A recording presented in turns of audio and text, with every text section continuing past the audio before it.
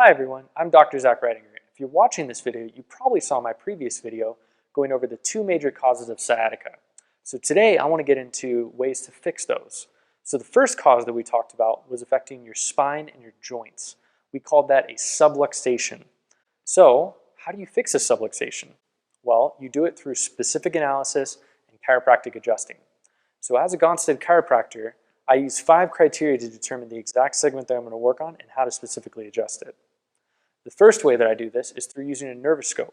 This is a tool that we use that measures temperature from side to side to determine where there's an inflamed nerve.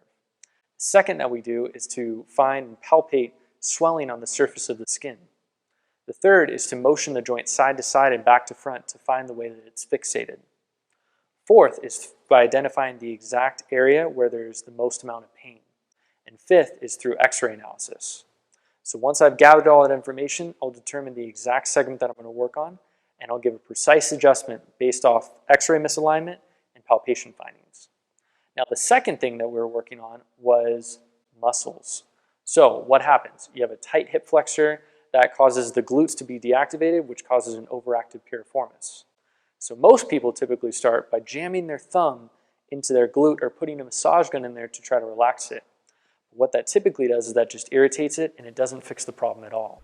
So instead, where do we start? Well, we start by working on the muscles on the front of the hip called your hip flexors. We work by trying to stretch those through one of my personal favorite exercises, the hip flexor obliterator. And we do that through using this tool called the double lacrosse ball. So as you can see, we have Audrey here today and she's going to demonstrate how we do that. So we show how it places it right on the front of the hip and then she goes down to the floor and then presses on that muscle down there. Now what that's doing is that's deactivating the muscles on the front of the hip, which will naturally prevent the inhibition of the glutes.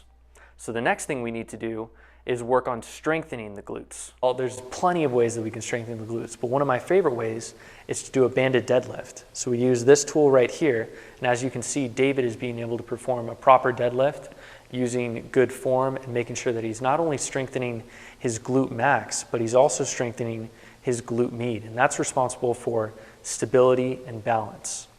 So if you are struggling with shooting pain going down the back of your leg and have sciatic symptoms, I hope some of these tips will really help for you. And if you want to determine which one is causing your sciatica, give us a call today or click the link below to schedule an appointment. Thanks again.